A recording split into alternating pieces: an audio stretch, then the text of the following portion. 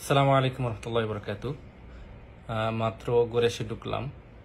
আজকে আমরা গিয়েছিলাম জেএফকে এয়ারপোর্টে আমাদের সম্মানিত নায়েবে আমির ডাক্তার আবদুল্লাহ মাহাত তাহের ভাইকে রিসিভ করার জন্য।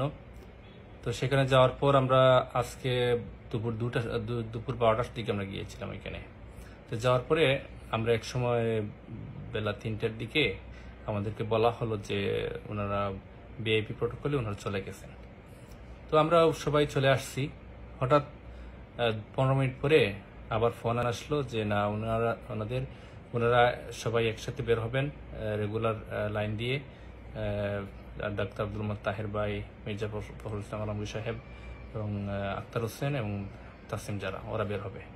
তো আমরা কি করলাম, ব্যাক করে আবার চলে আসলাম এয়ারপোর্টে, কারণ মির্জা ফখরুল ইসলাম আলমগীর সাহেবের পাসপোর্টে একটু সমস্যা হয়েছিল, এটা আমরা জেনেছিলাম আর কি। সেই জন্য ওনার একটু দেরি হওয়ার কারণে রেগুলার লাইন দিয়ে বের হচ্ছেন। তো আমরা চলে গেলাম আমাদের দায়িত্বশীলকে রিসিভ করার জন্য।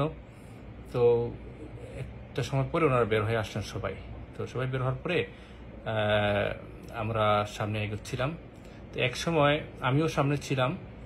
তো সামনে থাকার কারণে আমি ওই একটু আগে এগিয়েছিলাম। তো এগোনোর কারণে আমি মোটামুটি চলে গিয়েছিলাম মির্জা ফখরুল সাহেবের কাছেই। তো এখানে ওনারা ফলো করতেছিলেন আমাদের কনসুলেট জেনারেলের যা অফিসার আসছিলেন ওনাদেরকে ফলো করছিলেন। তো উনি একা কনসুলেট জেনারেল থেকে একজন দেখছি, এরপরে আরো 2-1জন থাকতে পারে, ওদের চিনি নাই, কিন্তু একজনকে আমি চিনছি।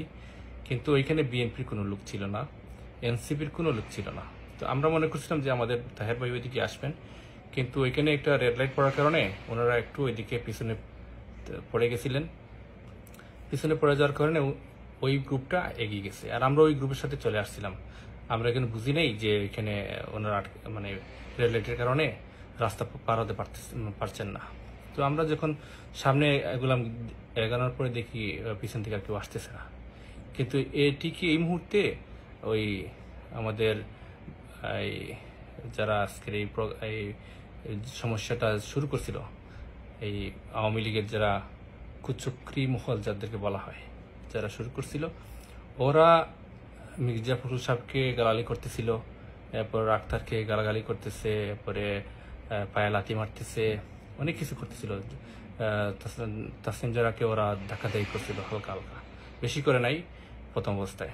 পরে আমরা সামনে গিয়ে দেখি যে ওদের অবস্থা বেশি ভালো না। আমরা সাবেক শিবির 5 জন ছিলাম, ওইখানে 5 জনই আমরা ছিলাম। আমাদের 5 জন, ওদের অফিসার 1জন ভালোভাবে দেখছি, আর 2-1জন থাকতে পারে, আর সাংবাদিক 5-6 জন, আর বাকি সব আওয়ামী লীগের সন্ত্রাসীরা। তো যখন ওরা সামনে এগালো, এবার দেখতেছি ওদের আক্তার হোসেনের উপরে ডিম নিক্ষেপ করতেছে। তখন আমি যতটুকু পারছি আমার সাধ্য কুলায়, আমাদের মেহমান ওরা, জুলাইয়ের যুদ্ধ ওরা, ওদেরকে সেভ করার জন্য আমরা সর্বোচ্চ চেষ্টা করেছি। তো মোটামুটি অনেক সময় দেখা গেছে যে ওরা পিছন দিক থেকে লাথি মারছে আক্তার হোসেনের পায়ে, তো অনেকটা আমি সেভ করছি। এরপরে লাস্ট পর্যায়ে এক সময় দেখা যাচ্ছে যে আমি পড়ে যাচ্ছিলাম, ওইখানে একজন আওয়ামী লীগের সন্ত্রাসী খুব জোরে লাথিটা মারছিল, অনেক জোরে। তো ওইটা আমি প্রোটেক্ট করার জন্য একটু পড়ে গেছিলাম, আক্তার হোসেনের সাথে শরীরে পড়ে নাই। তো শেষ পর্যন্ত আমি যতটুকু পারছি গাড়িতে তুলে লাগেজ টেগেজ তুলে দিয়ে বিদায় দিয়ে আসছি। বিদায় দেওয়ার আগ পর্যন্ত ওরা এই গাড়ির সামনে শুয়ে পড়ছিল, বিভিন্ন ঝামেলা করছিল। তো পুলিশ কাছে ছিল, কিছু করে নাই। তো এইখানে আমাদের একটা কোয়েশ্চন ছিল যে বিএনপির একজন এত বড় দায়িত্বশীল পর্যায়ে নেতা আসছেন, কিন্তু একজন বিএনপির লোক ছিল না ওইখানে, এরপরে এনসিপির কোনো লোক ছিল না। আমরা এই 5 জনই ছিলাম। আমি এরপরে আমাদের সাদাল ভার্সিটির এলাকার একটা ভার্সিটি এলাকার সাবেক সভাপতি মারুফ ভাই ছিল, আরো 3জন ভাই ছিলেন আমাদের। তো ওই ভাইগুলো আমরা ওনাদেরকে প্রোটেক্ট করে নিয়ে গেছি, মির্জা ফখরুল ইসলাম আলমগীর সহ সবাইকে প্রোটেক্ট। আমার মারুফ ভাই আর মির্জা সাহেবকে এগিয়ে নিয়ে গেছে, আর আমি এই আক্তার হোসেনকে আমি এগিয়ে নিয়ে দিয়ে আসছি। তো এটা আসলে আমাদের জন্য অনেক দুর্ভাগ্যের বিষয়, কারণ এই এলাকায় যত লোক ছিল এয়ারপোর্টে সবাই কিন্তু ওটা উপলক্ষণ করতেছিল দাঁড়িয়ে দাঁড়িয়ে, আমাদের জন্য অনেক লজ্জার ছিল। তো এটা আসলে একটা ভিন দেশে গিয়ে এরকম আচরণ আসলে ঠিক হয় নাই। আর ওনারা যে নিরাপত্তাহীনভাবে বের হয়ে আসছেন, একজন অফিসারকে ফলো করতেছেন, কোনো সিকিউরিটি নাই, কিছু নাই।